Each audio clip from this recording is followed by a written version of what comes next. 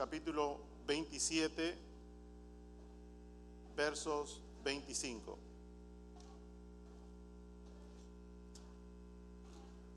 Cuando usted lo tenga, por favor, puede decir amén. Tenemos un tema para el día de hoy. El tema es cultivando nuestra fe. Cultivando nuestra fe. Bien, mis hermanos, vamos a leerlo entonces. Así se lee la palabra de Dios en el nombre del Padre, del Hijo y del Espíritu Santo. Todos podemos decir amén. Por tanto, oh varones, tened buen ánimo, porque yo confío en Dios que será así como se me ha dicho. Vamos a leerlo todos juntos otra vez. Por tanto, oh varones, tened buen ánimo, porque yo confío en Dios que será así como se me ha dicho.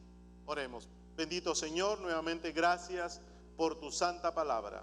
Gracias por cada hermano, Señor, y hermana y familia representadas en el día de hoy. Abre, Señor, nuestro entendimiento. Abre nuestro corazón. Permite que tu palabra, Señor, siga siendo esa obra perfecta en medio de nosotros. Glorifícate, Señor, a través de ella. Y ayúdame a poder transmitirla, oh Dios, y toda gloria es para ti, en el dulce nombre de Jesús, tu Hijo amado. Amén.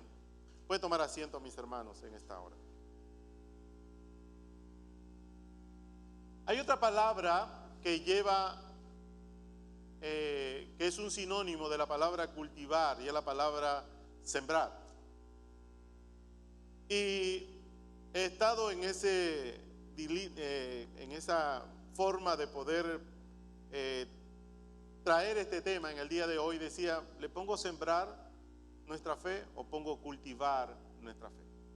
Y ambas son iguales, son sinónimas. Incluso la palabra cultivar también significa desarrollar, y podría ser incluso desarrollando nuestra fe. Pero la palabra cultivar me llamó más la atención todavía, sobre todo en esta parte donde el apóstol Pablo está manifestando una expresión basado en ese desarrollo de su fe en el Señor. Si nosotros podemos leer versos anteriores a esto, pudiéramos nosotros entender aún del capítulo 27, en el verso número 8, dice, y costeándola con dificultad llegaron a un lugar que se llaman Buenos Puertos, cerca del cual estaba la ciudad de Lasea. Y habiendo pasado mucho tiempo y siendo ya peligrosa la navegación por haber pasado ya el ayuno, Pablo les amonestaba, diciéndoles, varones, veo que la navegación va a ser con perjuicio y mucha pérdida, no solo del cargamento y de la nave, sino también de nuestras personas. Aquí estaba pasando, había una travesía, estaban transportando a Pablo hacia la ciudad de Roma. Y durante esa travesía pasó una tormenta demasiado fuerte en el mar, la cual el Espíritu Santo dejó saber a Pablo de que iba a haber dificultades en esta navegación. Pero el capitán de la nave no recibió a bien esta recomendación del apóstol Pablo. Pablo, en el verso número 10, como hemos dicho, les deja saber, varones, veo que la navegación va a ser con perjuicio y mucha pérdida. Por lo tanto, encontramos nosotros en el verso número 11, pero el centurión daba más crédito al piloto y al patrón de la nave que a lo que Pablo decía. Así que ellos zarparon, a pesar de que había una tormenta, zarparon, pensando que ellos, siendo expertos en el mar, podían quizás pasar sin ninguna dificultad. Usted que ha conocido o ha leído esta porción bíblica ha podido encontrar en sí de que hubo una gran pérdida definitivamente. Se perdieron muchos alimentos, se perdieron todo lo que quizás ellos llevaban, los tiraban al mar, a un punto que las vidas también estaban en peligro de poder perecer. Más sin embargo, en el verso número 21, dice: entonces Pablo, como hacía ya mucho que no comían, puesto en pie en medio de ellos, dijo: ¿habría sido por cierto conveniente, oh varones, haberme oído y no zarpar de Creta tan solo para recibir este perjuicio y pérdida? Muchas veces la palabra de Dios nos puede recomendar. Muchas veces hay personas, hombres de Dios, mujeres de Dios, que nos recomiendan en medio de circunstancias que podemos atravesar. Pero usted, siendo el piloto, usted decide si toma la recomendación o camina por lo que usted cree que es más conveniente. Definitivamente aquí podemos ver de que hubo pérdidas y Pablo estaba dentro de ellos como una persona que también podía ser perjudicada. Más sin embargo, en el verso número 22 dice: pero ahora os exhorto a tener buen ánimo, pues no habrá ninguna pérdida de vida entre vosotros, sino solamente la nave. Porque esta noche ha estado conmigo el ángel de Dios, de quien soy y a quien sirvo. Fíjese la misericordia de Dios en la vida de este hombre. Primeramente le da una palabra para que se la transmita al piloto de la nave. El piloto de la nave no quiere escuchar esa palabra, decide navegar y resulta que en medio de la travesía se dan cuenta que lo que Pablo había dicho era correcto, pero el piloto nunca se disculpó con Pablo,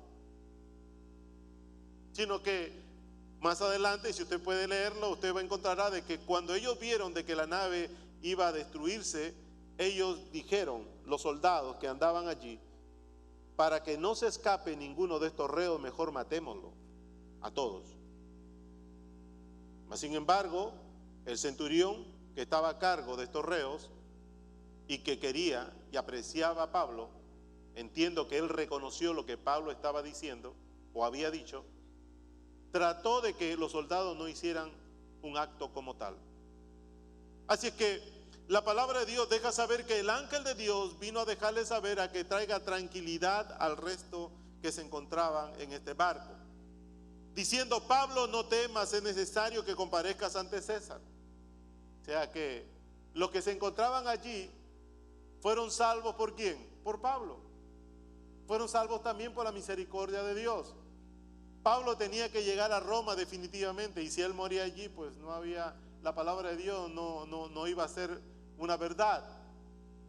Por lo tanto, dice que en el verso 25 él los anima, y por eso que dice: tened buen ánimo, porque yo confío en Dios, que así será como me ha dicho. Y esto fue testimonio para cada uno de los que se encontraban allí. Ahora, es importante poder observar de que hay ciertos pasos para poder cultivar una semilla. Y vamos a hacer ahí un paréntesis. Ya conocemos las razones por las cuales Pablo pudo manifestar estas palabras de ánimo y de fe. Pero hay ciertos pasos básicos, y quizás muchos de los que están aquí presentes han podido sembrar en sus países, y yo simplemente voy a traer ciertas cosas básicas porque es probable que ustedes conozcan mucho más que yo, son expertos. Algunos trabajan en jardinería, ¿verdad? Y saben más que yo.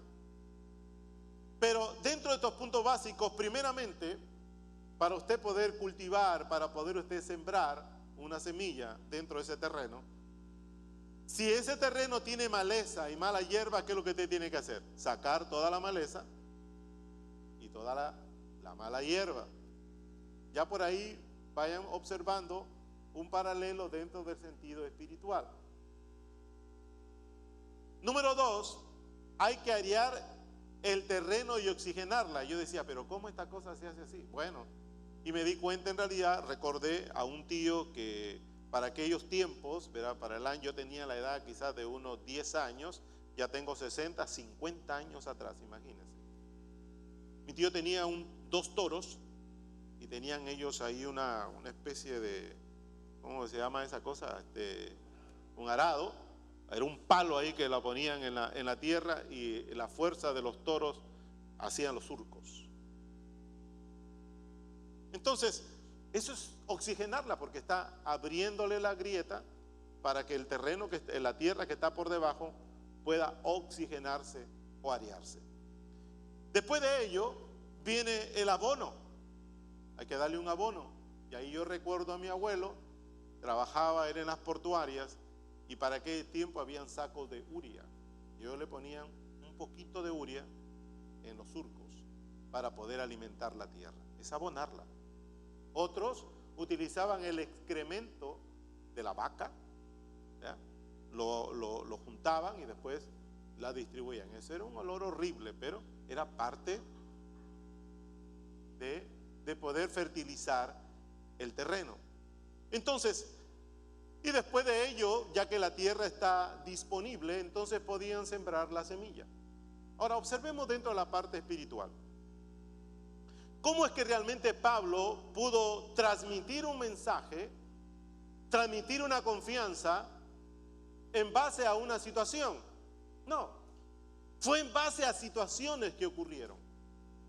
La palabra de Dios nos habla en este mismo libro de Hechos, en el capítulo número 9, y nos deja saber de qué manera se encontraba Pablo. Pablo se encontraba con una maleza y una mala hierba encima de él, porque el hombre no era espiritual.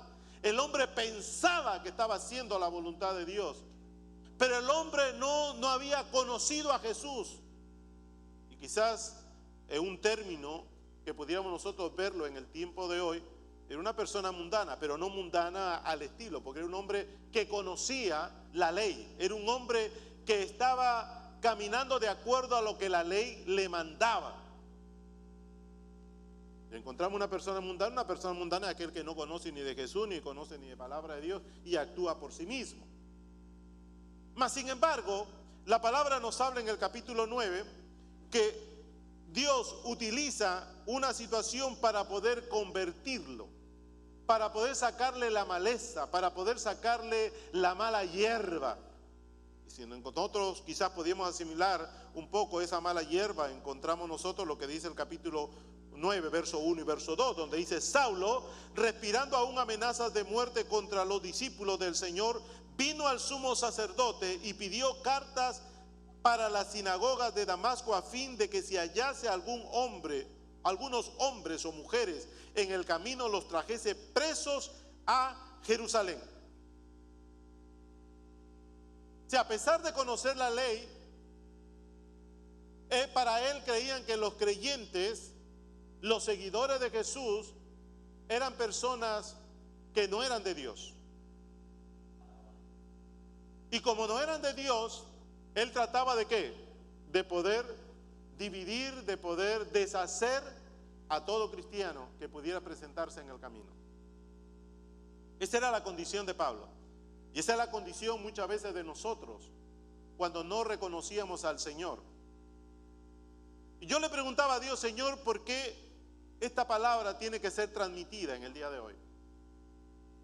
Porque a pesar de que el lema para todo el año es buscando a Dios con intensidad y compromiso, y después de haber traído ciertas predicaciones, es importante de que el hombre empiece a poder observar su fundamento, de que el hombre que quizás empezó bien, quizás ahora está ese terreno tratándose de llenar de mala hierba y de maleza, y por eso estamos estáticos. No hay productividad dentro de nosotros, no hay ese fruto que el Señor espera de nosotros. Estamos tan cómodos, estamos tan complacidos, estamos tan limitados, y muchas veces no entendemos por qué esa limitación en nosotros, y no nos damos cuenta que es una maleza y una mala hierba que está dentro de nosotros o está oprimiendo nuestras vidas para que nosotros no podamos ser fructíferos para el Señor, debido a las circunstancias, debido a las malas experiencias, debido a las vicisitudes que quizás hemos pasado. Pero este año, para nosotros poder intensificar nuestra búsqueda en el Señor, necesitamos a observar cómo está nuestra condición espiritual. Y para ello vemos nosotros la misma situación que ocurre el apóstol Pablo. Ya traeremos otros ejemplos. Y dice la escritura en el verso número 4: y cayendo en tierra oyó una voz que le decía: Saulo, Saulo, ¿por qué me persigues? Y él dijo: ¿quién eres, Señor?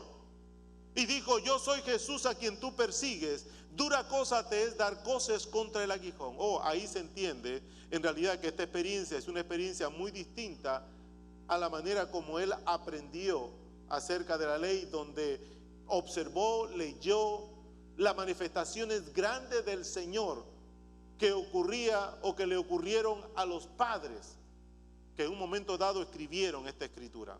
Y estamos hablando de Moisés. Pero ahora tiene una experiencia diferente. Ahora él se da cuenta que a los que está persiguiendo, su Señor de ellos, de los que están siendo perseguidos, se le ha presentado a él. Y eso ocurre en la vida de nosotros cuando nosotros nos convertimos al Señor, cuando andamos quizás en dificultades o simplemente nos animamos a poder escuchar la palabra del Señor. Nos impactó una palabra, o quizás la palabra, mientras estaba siendo transmitida, manifestaba en nuestro cuerpo cierto dolor, cierta sensación de arrepentimiento o cierto deseo de buscar más del Señor. Es porque la palabra nos confronta, es porque la palabra nos conlleva a poder no solamente reconocer, sino a poder percibir la presencia del Señor. Y eso es parte del desarrollo, parte donde quitamos todo perjuicio, quitamos toda razón de la cual nosotros andábamos, y ahora estamos aceptando una palabra que está produciendo en nosotros una sensación diferente y distinta. Nos está conduciendo a poder tomar una actitud diferente. Y nos está abriendo las puertas para poder decidir por Él. Eso es lo que ocurrió en la vida de Pablo. Y eso es lo que ocurrió en la vida de nosotros cuando Dios nos encontró como esa tierra con maleza y con mala hierba. Y sin darnos cuenta, Él empezó a limpiar todo eso. Y empezó también a poder oxigenar tu vida, oxigenar tus pensamientos, tus ideas, tu forma de conducirte. Dios empezó a trabajar en nosotros. Y ahí donde conlleva en realidad de acerca del primer amor, porque empezamos nosotros a querer estar más en la iglesia. Y la gente no nos va a entender, ni nos entendió en su principio, porque decía: wow, ya te hiciste aleluya, ya te hiciste cristiano. Y en lugar de que esas personas pudieran alegrarse, al contrario, se nos alejaban. ¿Por qué? Porque estaba ocurriendo algo diferente de lo acostumbrado a lo que nosotros mostrábamos a ellos. Y es que Dios estaba oxigenando, estaba dándonos una nueva oportunidad, nos conducía a nuevos aires, donde la presencia de Dios estaba presente allí. ¿Y qué es lo que hace entonces Pablo? Verso número 6 dice: y él, temblando y temeroso, dijo: Señor, ¿qué quieres que yo haga? Mire, en un impacto cómo ocurren las cosas tan rápidas. ¿Qué quieres que yo haga? Y el Señor le dijo: levántate y entra en la ciudad y se te dirá lo que debes hacer. ¿Qué hizo Pablo? Obedientemente entró. ¿Qué es lo que hacemos nosotros cuando recibimos el impacto del Espíritu Santo? Y cuando viene el llamado al altar, las personas pasan al altar. ¿Por qué? Porque sintió a Dios, y a la misma vez Dios mismo, dice, pone tanto el querer como el hacer, por su buena voluntad los trajo hasta el altar. Mi experiencia fue un poquito diferente. Llegué a la iglesia y me encontraba en la parte de atrás, como acostumbramos a aquellos que llegamos por primera vez. Siempre nos gusta la parte de atrás. Y a veces nos acostumbramos en la parte de atrás y ya no hay sitio para la visita. ¿Ya? Como que no entramos en confianza, como que yo no sé, parece que le tuvieran miedo al altar. Pero quiero dejarte saber que mientras más cerca estás del altar, más atento vas a estar a lo que Dios te quiere decir. Mientras más lejos estamos, hay distracción muchas veces. Así es que observamos en la vida de este hombre de que es obediente. Empezó un cambio en la vida de él que ni siquiera él se dio cuenta probablemente. Pero al escuchar nuevamente la voz de Dios, entendió de que era el Dios de sus padres. Entendió de que esa voz no era una voz cualquiera, era la voz del mismo Dios. Más adelante encontramos de que él llega al lugar de Samaria y el Señor Jesús usa la vida de un hombre llamado Ananías, que a través de una visión observa que Dios le dice que se levante de ese lugar y que vaya a ver a Saulo y que pueda orar por él para que él pueda recobrar la vista. Ananías, ya Dios ha cultivado en el corazón de él la obediencia, el servicio. Y en el verso número 11 dice, 13, dice, entonces Ananías respondió, Señor, he oído de muchos acerca de este hombre, cuántos males ha hecho a tus santos en Jerusalén. Y aún aquí tiene autoridad de los principales sacerdotes para prender a todos los que le invocan tu nombre. Y el Señor le dijo, ve, porque instrumento escogido me es este, para llevar mi nombre en presencia de los gentiles y de los reyes y de los hijos de Israel, porque yo le mostraré cuánto le es necesario padecer por mi nombre. Aquí podemos ver de qué manera Dios puede utilizar a cualquiera de nosotros, pero personas donde Dios ya ha cultivado esa confianza, esa fe en esos corazones. Personas que tienen testimonio dentro de la casa del Señor. Hay personas que muchas veces no van a la persona directa que debería ser el pastor, sino van a personas adyacentes porque dicen, uy, si voy el pastor me va a decir algo diferente y yo no quiero escuchar eso. ¿Cuántas personas han pensado así? No me lo digan, yo sé que lo ha pensado. A mí también me sucedió cuando yo era miembro. Ay, decirle al pastor, ay, déjame decirle primero a este hermano, a ver qué piensa. Déjame decirle a este otro hermano, a ver qué piensa. Y muchas veces lo que los hermanos iban pensando, me estaban diciendo algo contrario a lo que yo pensaba, que eso era lo correcto. Hasta que encontraba a alguien que pensaba igual que yo, entonces me llené más de valor. Y dije, no, ¿para qué le voy a consultar al pastor? Ya sé lo que voy a hacer. Y muchas veces lo que uno hace o decide hacer sin consultar realmente a Dios, las cosas a veces no nos van bien. El cultivo, la siembra, no produce el grano o el fruto que muchas veces se espera. Entonces es importante en realidad cultivar nuestra fe. Es necesario poder desarrollar nuestra fe en el Señor. Es importante que cada experiencia que podamos tener con el Señor nos ayude a nosotros a poder acercarnos más a Dios. Porque es la única manera nada más. Si nosotros no nos acercamos más a Dios, entonces va a ser diferente. Si nosotros no hacemos lo que Dios nos manda a hacer, entonces ¿qué está sucediendo? Y esas son cosas que usted tiene que ponerse a pensar.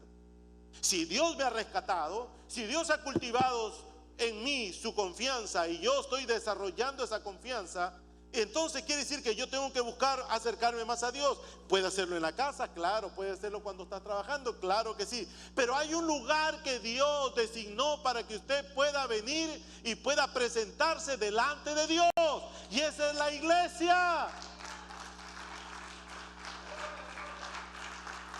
Usted no puede determinar en realidad que Dios está en su corazón si usted no quiere venir a la iglesia. Usted a veces viene cuando usted quiere. Y muchas veces excusa ciertas cosas por propia conveniencia. Usted no puede en realidad decir que Dios ha cultivado esa confianza y usted le cree a Dios cuando usted no quiere servirle al Señor.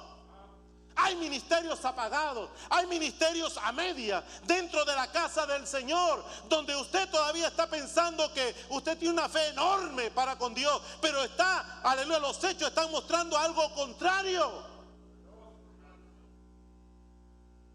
¿O no? Si yo digo que confío en Dios, tengo que seguir sirviéndole con mayor ahínco a Dios. Pero si usted no le sirve a Dios y usted decide por usted mismo, usted está encaminando su propio rumbo. No diga que Dios está yendo con usted, porque usted mismo está haciendo lo que usted desea hacer. Y yo quiero corroborar eso en lo que dice Pablo. Pablo, del momento que tiene ese impacto, esa experiencia con el Espíritu Santo, con el Señor Jesús, él solicita y dice: ¿qué tengo que hacer? O sea, ¿en qué te tengo que servir? ¿Qué cosas tú me quieres mandar a realizar? Y le manda a Ananías, y Ananías va directamente, ora por él y le dice: hermano Saulo, el Señor Jesús, que se te apareció en el camino por donde venías, me ha enviado para que reciba la vista y sea lleno del Espíritu Santo. E inmediatamente, ¿qué es lo que hace Pablo? Dice: al momento le cayeron de los ojos como escama, y recibió al instante la vista, y levantándose fue bautizado. No deja saber en realidad por qué él se bautizó, quién le dijo que se bautizara. No está descrito de la manera que nosotros quisiéramos, pero se entiende que Ananías quizás tuvo que hablar con Pablo, y Pablo preguntar: bueno, ¿y qué más tengo que hacer después de que ahora ya tengo la vista y ahora he reconocido quién es Jesús y he reconocido que lo que estaba haciendo era incorrecto delante de Dios? Me imagino que Ananías le dijo: el próximo paso es bautizarte. Y él hizo eso, se bautizó, dice la palabra de Dios. Pero al siguiente, el verso número 19, dice: habiendo tomado alimento, recobró fuerzas, y estuvo Saulo por algunos días con los discípulos que estaban en Damasco. Fíjese de qué manera una experiencia, un reconocimiento, después encontramos algo que tengo que realizar, viene un milagro en la vida de él, obedece y se bautiza y se reúne con todos los hermanos. Y eso es lo que nos ha sucedido a nosotros. Empezamos a venir a la iglesia, empezamos a conocer los hermanos en el Señor. Empezamos a escuchar palabra de Dios, no solamente de la boca del pastor, sino de la boca de los hermanos predicadores también, que transmiten la palabra del Señor. Y eso nos ha edificado. Y empezamos nosotros, en cada predicación, empezamos nosotros a abonar esa tierra y a sembrar semilla. Ahora, quiero hacer otro paréntesis aquí, porque la palabra de Dios nos da una recomendación de cómo debemos sembrar la semilla. Fíjese, en el libro de Marcos capítulo 4, verso número 26, encontramos 4 formas de cómo usted puede cultivar la semilla. Y dice que usted no la puede tirar en el camino. ¿Por qué? Dice: estos son los que junto al camino en quienes se siembra la palabra, verso 15, capítulo 4 de Marcos, pero después de que la oyen, enseguida viene Satanás y quita esta palabra, o quita la palabra que se sembró en sus corazones. O sea, la semilla que Dios le da, que es la fe, usted tiene que saber dónde ponerla. Usted no puede ponerla en cualquier lugar. Usted no puede tomar esa semilla y poder quizás ponerla en el bolsillo y esperar ahí: bueno, cuando yo me acuerde o cuando yo regrese a casa la voy a sembrar. O simplemente usted no lo va a hacer como ese papel que a veces ya le dificulta tenerlo en el bolsillo, y le hace un bollo y lo tira ahí al trash. O sea, la semilla que Dios le da cada domingo, la palabra que Dios transmite a su mente cada domingo, la experiencia o el impacto que Dios le da cada domingo, es saber atesorarla y ponerla bien en el corazón. Ese es el lugar perfecto. Pero ese corazón tiene que estar acondicionado para que Satanás no venga y te la quite de allí. Hay personas que reciben la palabra y después de 5 horas se olvidaron lo que escucharon. ¿O no? Pregúntenle en realidad a aquellos que vinieron el viernes, ¿cuál fue el tema de la predicación? Y muchos probablemente no se acordarán. Pregunte a la congregación que no llegó, que se quedó en casa, que pudo verlo por Facebook, ¿cuál fue el título de la predicación? Se les olvidó. Y no digo que a todos, a algunos probablemente se acuerden. Se habló acerca de la creación de Dios. Y muchas veces observamos circunstancias como estas y podemos ver que a veces Dios, a través de sus hijos, a través de los predicadores, de las predicadoras, que están orando y le están pidiendo a Dios, Señor, ¿cuál es la palabra que tengo que transmitir a esta congregación? Se les ha llegado y alguna palabra les ha impactado, pero esa semilla ustedes no la han sembrado en el corazón, sino que esa semilla todavía la tienen en su mano y no saben dónde ponerla. Segunda recomendación: no puede tirarse la semilla en pedregales. Versos 16 y 17. Estos son asimismo los que fueron sembrados en pedregales, los que cuando oído la palabra al momento la reciben con gozo, pero no tienen raíz, sino que son de corta duración, por cuanto viene la tribulación o la persecución por causa de la palabra, luego tropiezan. Dice, ay, Dios me habló, Dios me habló. Pero a la vuelta de la esquina o pasado un tiempo, viene la situación y usted se olvidó de esa palabra que Dios le habló. Cayó en pedregales. O cayó en un corazón que estaba lleno de piedras. No estaba acondicionado para poder poner esa semilla allí. La tercera recomendación: no se puede tirar esa semilla en los espinos. Versos 18 y 19. Estos son los que fueron sembrados entre espinos, los que oyen la palabra, pero los afanes de este siglo, el engaño de las riquezas y la codicia de otras cosas entran y ahogan la palabra y se hace infructuosa. Y me llamó esta última palabra la atención: infructuosa. No hay fruto, no hay productividad. En otras palabras, si una palabra, una semilla llega a mi corazón que está bien acondicionado, ¿qué va a suceder? Va a suceder en realidad que voy a tener mejor ánimo, mejor actitud, mejor deseo de servir, mejor disposición. Porque eso es lo que la palabra va a actuar en nosotros.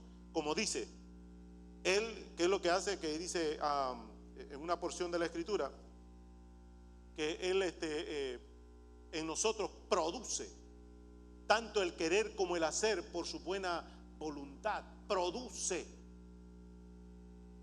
Y es lo que tiene que causar un efecto, una predicación, producir en nosotros mayor confianza en Dios, mayor servicio en el Señor. Y usted tiene que analizar si esas cosas no están ocurriendo en su vida. Algo está ocurriendo, algo malo no está haciendo, alguna decisión incorrecta ha tomado. Y en el verso 20 habla acerca de esta buena tierra. Estos son los que fueron sembrados en buena tierra, los que oyen la palabra y la reciben y dan fruto al 30, al 60 y al 100 por uno. Cuando el corazón está acondicionado, hay fruto, hay producto que Dios desea. Y el Señor Jesús en una oportunidad dijo: en esto he glorificado a mi Padre, en que llevéis mucho fruto. Y usted dirá, pastor, pero ¿dónde se encuentra eso? Vamos a observar Evangelio según San Juan, capítulo número 15. Vamos a observar capítulo número 15. Gloria sea el nombre del Señor. Verso número 8. Dice: en esto he glorificado a mi Padre, en que llevéis mucho fruto y seáis así mis discípulos. Eso quiere decir que si la semilla que está poniéndola usted, que supuestamente su corazón es buena tierra, tiene que producir ¿qué cosa? Los frutos. No solamente digno de arrepentimiento, sino el servicio, donde Dios es glorificado. Y eso nosotros tenemos que estar constantemente observándolo, amado hermano. Constantemente. Con la ayuda del Espíritu Santo, el Espíritu Santo va a discernir su vida y te va a dejar saber qué tanto estás cerca de Dios o qué tan alejado estás de Dios.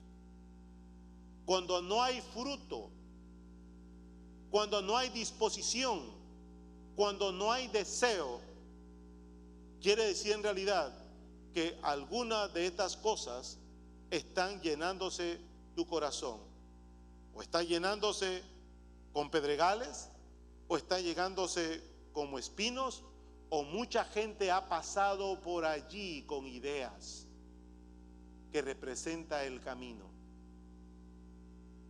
Así que vamos a cerrar este paréntesis y vamos a regresar otra vez a la vida del apóstol Pablo. Pablo, después que fue bautizado y después de estar con los discípulos, dice la palabra que él se fue para Tarso, o se fue para el desierto primero, por 2 años. Y en esos 2 años, en ese lugar, en el desierto, dice que el Señor Jesús habló con él y le enseñó. Pero pasado ese tiempo, él se regresó a su lugar de origen, a Tarso. Y como hubo una persecución, y la persecución que había ocurrido conllevó a que muchas personas, discípulos habían sido esparcidos. Y se escuchó que en Antioquía había un grupo de creyentes. Y en Jerusalén, donde se encontraba el grupo de los discípulos, enviaron a un discípulo llamado Bernabé. Bernabé fue a chequear allá a Antioquía y vio ese grupo de hermanos, pero él se encontró que necesitaba ayuda. E inmediatamente fue hacia Tarso, porque sabía que ahí se encontraba Pablo, y trajo a Pablo de Tarso y se lo llevó a Antioquía. Después ahí donde somos conocidos como cristianos. Fíjese cómo va ese desarrollo. Ahora hay un lugar donde tienen que predicar. Seguidamente después, dice la palabra, que reunidos los hermanos, ayunando en un momento, el Espíritu Santo separa a Bernabé y a Pablo para las misiones. Pablo no estuvo pensando, wow, no sé si estoy bien. El Espíritu Santo me separó, pero vamos a decirle a los apóstoles, apóstoles, ¿ustedes creen que está bien? El Espíritu dijo eso. ¿Qué les parece a ustedes? ¿Es correcto? No dijo eso. Porque el Espíritu Santo dio convicción también a los apóstoles de que eso era necesario hacer. Cuando hay una semilla que está bien plantada en ese corazón que está dispuesto a poder servir a Dios, no hay persona que te tenga que estar diciéndote a cada rato tienes que servir. Porque si tienes al Espíritu Santo contigo, es el Espíritu que te va a escudriñar y te va a decir, mira, hay cosas que tienes que hacer que no las estás haciendo.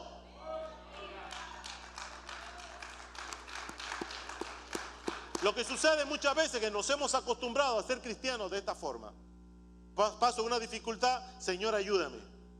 Después que resuelve, Señor, el problema, ok, ahora sigo mi camino. Otra vez otra dificultad, Señor, ayúdame. Otra vez sigo mi propio camino. Y estamos acostumbrados a vivir una vida cristiana sin compromiso, sin intensidad. Y yo en realidad en el día de hoy esta palabra me toca a mí y le toca a usted. Porque el fundamento es importante para que usted pueda observar después de tantos años de haberla conocido, el fundamento, ¿dónde estoy y qué estoy haciendo? ¿Estoy siendo productivo? ¿Estoy llevando fruto? ¿Estoy glorificando a Dios a través de los frutos? ¿Estoy mostrando la manifestación de Dios a través de los frutos que hay en mí? Porque muchas veces nos comparamos. Muchas veces miramos a la persona que está al lado tuyo. Muchas veces queremos que la otra persona reaccione para yo poder reaccionar.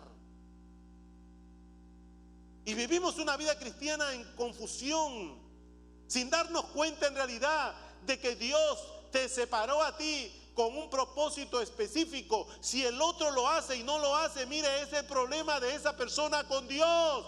Pero tú tienes que hacer la voluntad del Señor. No puedes mirar ni a derecha ni a izquierda, sino mirando al blanco, el objetivo por el cual Dios te creó.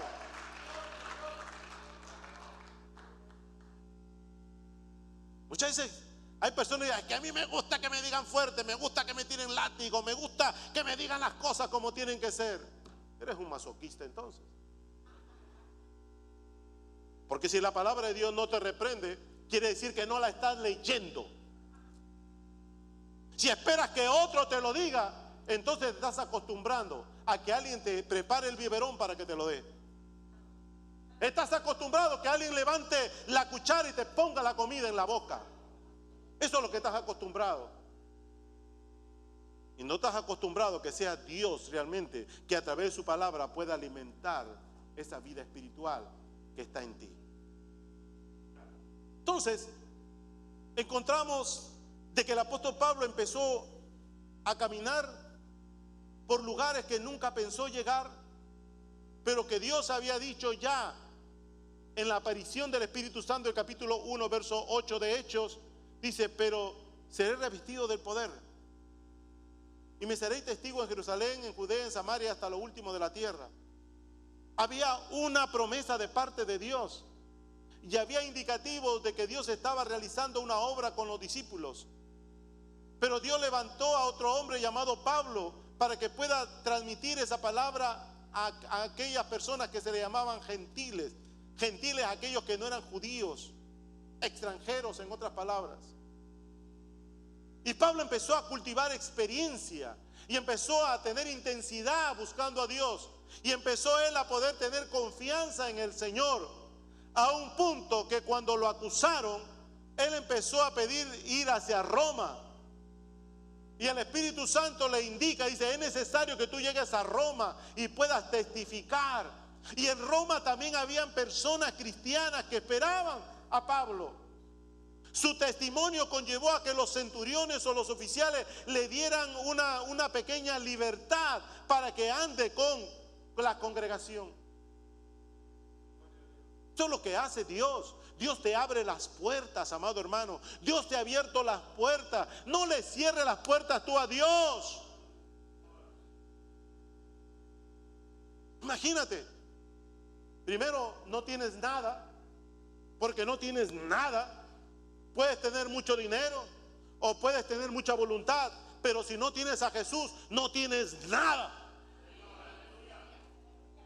Y al no tener nada, encuentras a Dios y Dios, aleluya, te empieza a abrir las puertas y tú le dices: gracias, Señor, porque paso por ella.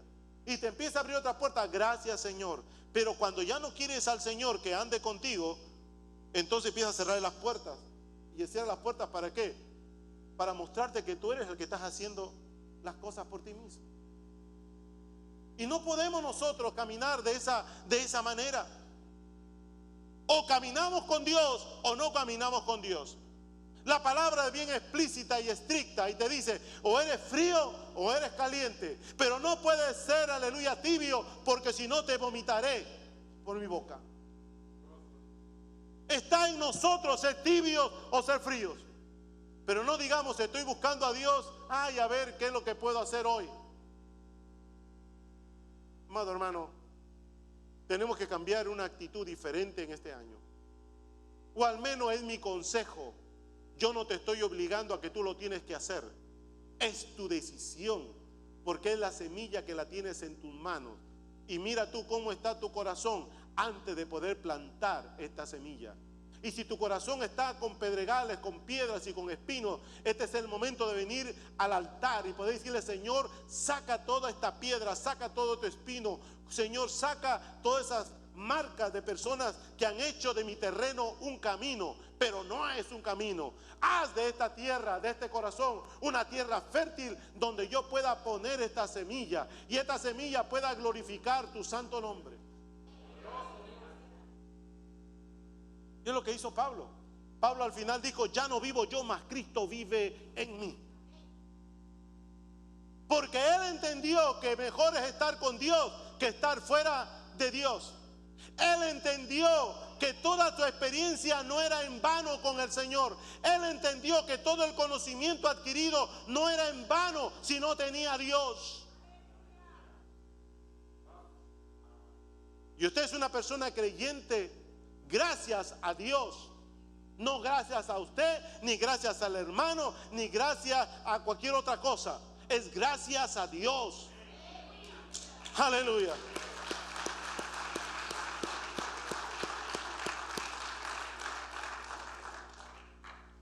Por eso que Pablo, encontrándose en esa travesía, entendió en realidad de que a pesar que era dificultosa, necesitaba estar cerca de Dios.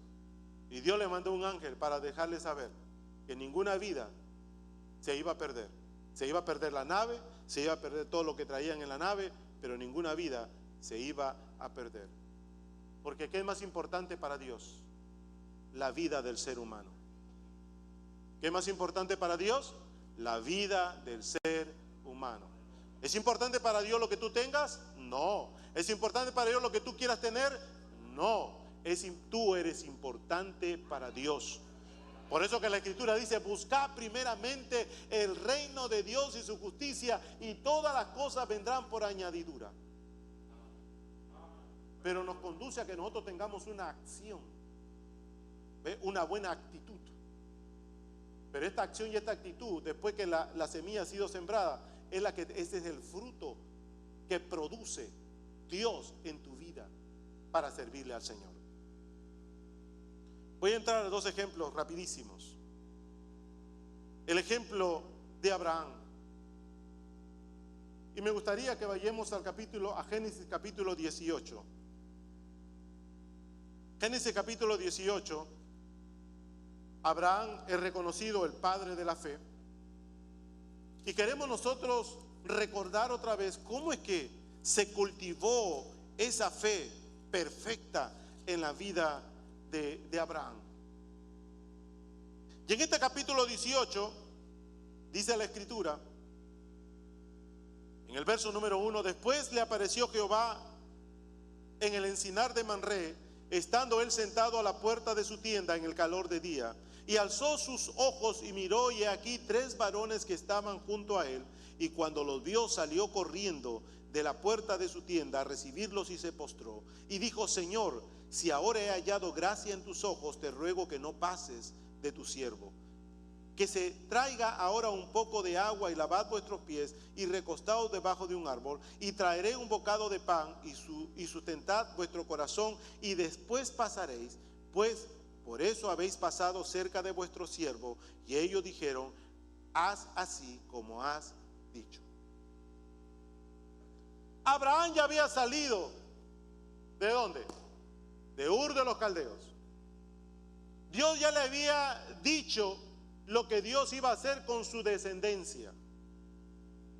Abraham ya había dado vuelta por dónde iba a ser, pero no tenía hijos, a excepción de Ismael, el hijo de una concubina. Y episodios que ocurrieron porque llegó un momento donde él sintió peligro. Su mujer era tan hermosa que los reyes observaban la belleza de su esposa, y él le decía, por peligro de su vida, dile que eres mi hermana. Y en una oportunidad eso ocurrió con Abimelech. Y cuando Abimelech dijo que escuchó que era su hermana, la llamó al palacio. Y cuando estuvo a punto de tomarla por mujer, Dios le dice que no la toque, porque es la esposa ¿de quién? De Abraham. Entonces, cada una de estas experiencias que pasó Abraham y todo lo que él había construido y había levantado, era gracias a Dios. Él entendió que Dios lo sacó de un lugar idólatra para poder adorar al Dios verdadero. Ahora, ¿había en su corazón de Abraham el deseo de tener un hijo junto con su esposa Sara? Sí, había un deseo, pero probablemente ese deseo que estuvo en su corazón impregnado empezó a ser olvidado por cuanto su esposa ya tenía muchos años, más de 90. Dice la palabra del Señor que llegan estos tres personajes. Y cuando llegan estos tres personajes, entendemos ya de que Abraham tiene una plena confianza en Dios, reconoce a Dios. Entendemos de que al ver estos tres personajes, él primeramente se acerca muy amablemente. Y es como que estuviera oxigenando nuevamente la tierra de su corazón. Y le solicita que por favor se queden. Y ellos se quedan. Y él les sirve y dice: quiero servirte pan, reposa, lávate los pies y después puedes seguir tu camino. Es como que Dios estuviera trabajando en la vida de Abraham y Abraham estuviera nuevamente discerniendo su corazón, ablandando su corazón para lo que Dios quería poner en él. Si el resto de la historia usted la conoce, cuando Dios le deja saber que su esposa quedaría embarazada y que para el siguiente año él tendría un hijo de su esposa Sara. Esa palabra de fe, después de haber sido otra vez limpiado el corazón, asegurándose que la tierra estaba dispuesta, él pone esa fe en esa tierra y produce un hijo, el hijo de la promesa, llamado Isaac. Nosotros quizás estamos en esta condición ahora que hemos reconocido al Señor, de asegurarnos que antes de llegar a la casa de Dios, nuestro corazón sea como esa buena tierra dispuesta para poder poner la semilla que Dios quiere poner.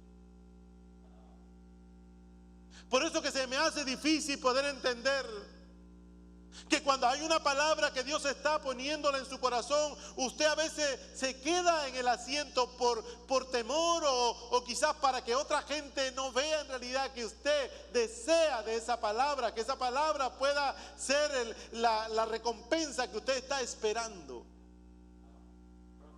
Se me hace difícil entender que después que Dios habla, usted se quede parado o sentado en su asiento. Que usted pueda ver este edificio de la manera que es, un edificio nada más. Y que no lo pueda ver como un tabernáculo donde la presencia de Dios está en este lugar.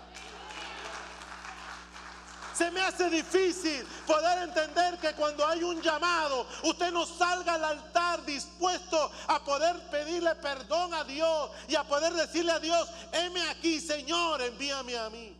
Se me hace difícil poder entender, porque cuando una semilla entra en el corazón de un hombre que está dispuesto, mire hermano, no hay impedimentos. No me importa quién está al lado, ni a mi derecha ni a mi izquierda. No estoy hablando en un término negativo o malo, simplemente en la reacción que ocurre cuando la palabra de Dios entra a la vida de nosotros.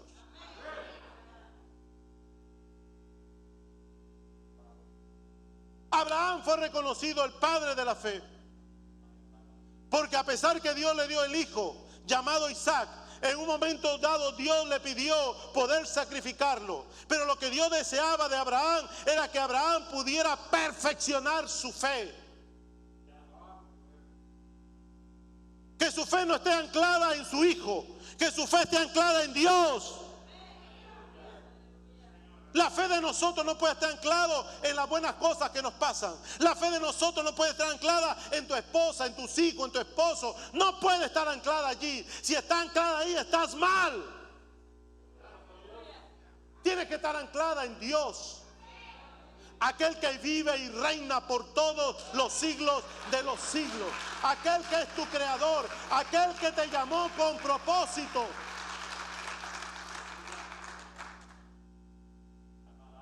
Es que vivimos un mundo a la manera que el mundo lo conlleva la sociedad.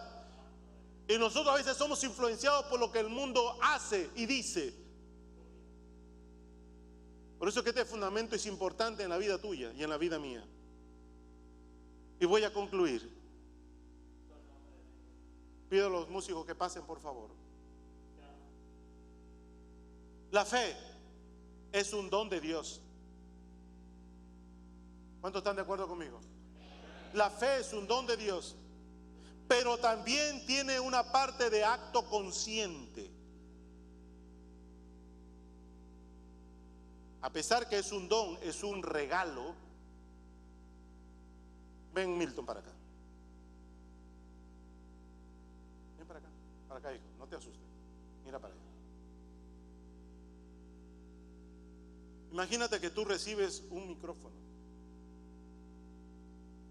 Tú anhelabas un micrófono.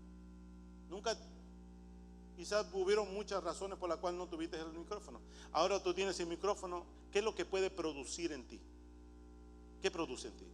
Cuando tú, felicidad, amén, alegría. Wow, tengo un regalo. Te lo puede dar cualquier persona un regalo y tú sientes satisfacción y sientes alegría. ¿Verdad que sí?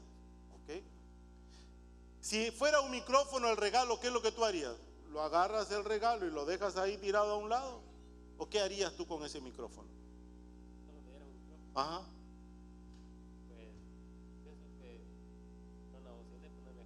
Pues claro, empiezas a cantarle.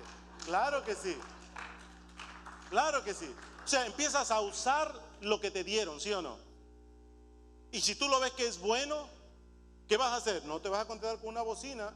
Vas a decir, bueno, ahora ya puedo cantar con esto, ya tengo una bocina, déjame comprarme una guitarra también para llevarme, o me compro un piano, aprender a tocar piano para poder cantar, tocar y escucharme también. Ok, gracias, amigo. Gloria a Dios. ¿Qué es lo que quiero decir con esto? Si la fe es un don de Dios y usted corrobora que es así, ¿qué está haciendo usted con esa fe? ¿Qué está haciendo usted con esa fe?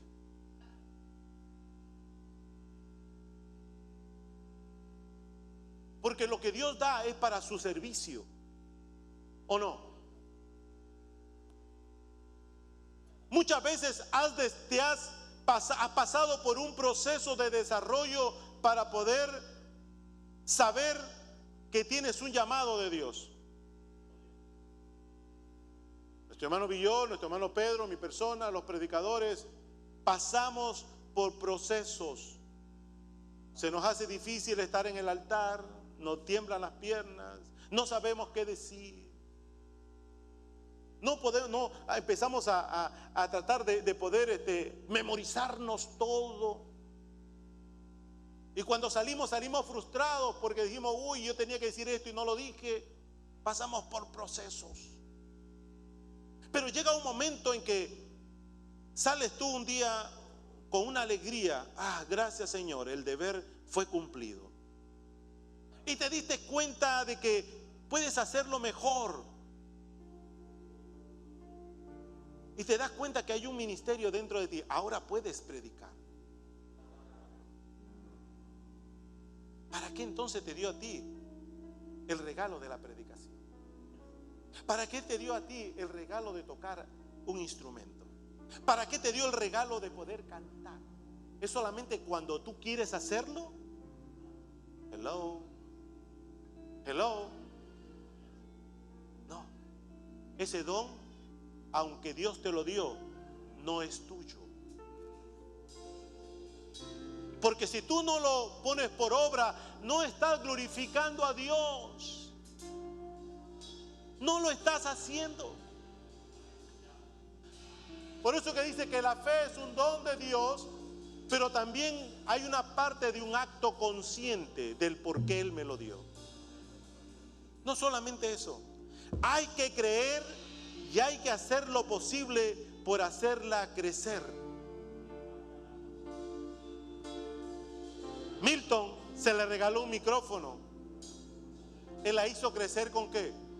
Solo con el micrófono no me voy a escuchar, solo me escucho yo solo. Voy a comprarme una bocina para que no solamente me escuche yo, sino que otros escuchen también. La hizo crecer. Oh, veo que puedo cantar, me dicen que puedo cantar, déjame comprarme un instrumento y aprenderlo. La hizo crecer. Por eso es un acto consciente. A veces solamente estamos conscientes en los negocios, Tengo que hacer esto, tengo que hacer lo otro, tengo que producir acá para poder poner esto acá. Y empezamos nosotros a producir mentalmente qué es lo que tenemos que hacer. Y en las cosas de Dios, ¿para qué Dios nos ha dado el don de la sabiduría? Por último, no nos olvidemos que como fundamento la oración y la palabra son indispensables para ejercitar nuestra fe. Como fundamento es indispensable la oración y la palabra para poder ejercitar. ¿Qué significa la palabra ejercitar? ¿Por qué los atletas se ejercitan? ¿Por qué van al gym? ¿Por qué agarran coach, entrenadores para que les ayuden? Porque quieren ejercitarse, quieren sentirse más fuertes, quieren poder llegar a objetivos, reducir quizás la velocidad por la cual alcanzan ciertas distancias. Ejercita. Tu fe también se ejercita con la oración, con la palabra. Si tú no lees la palabra, no estás ejercitando tu fe. Decíamos el domingo pasado que hay promesas de Dios. Hay más de 3.500 promesas de Dios. Y de esas 3.500 no me digas que tú te las sabes todas, porque es imposible. Te podrás saber 30, 50 promesas. Pero imagínate 50 promesas a 3.500 que hay, a más. Cada promesa probablemente que tú no conozcas sea la promesa, quizás sea una situación donde requiera una respuesta que está en esa promesa. Quizás la promesa que tú no conoces no la puedes ejercitar ni la puedes accionar porque no la sabes. Y necesitamos ¿de qué? De la lectura de la palabra. Ejercitar la fe es orar, ser conscientes de que estamos pidiéndole a Dios, ser conscientes que Dios está allí escuchándonos. Por eso que mi pregunta a ti es: ¿dónde estás cultivando tu fe? Vamos a ponernos de pie, mis hermanos. Pregúntale al hermano que está al lado tuyo: ¿dónde estás cultivando tu fe? ¿Dónde estás cultivando tu fe?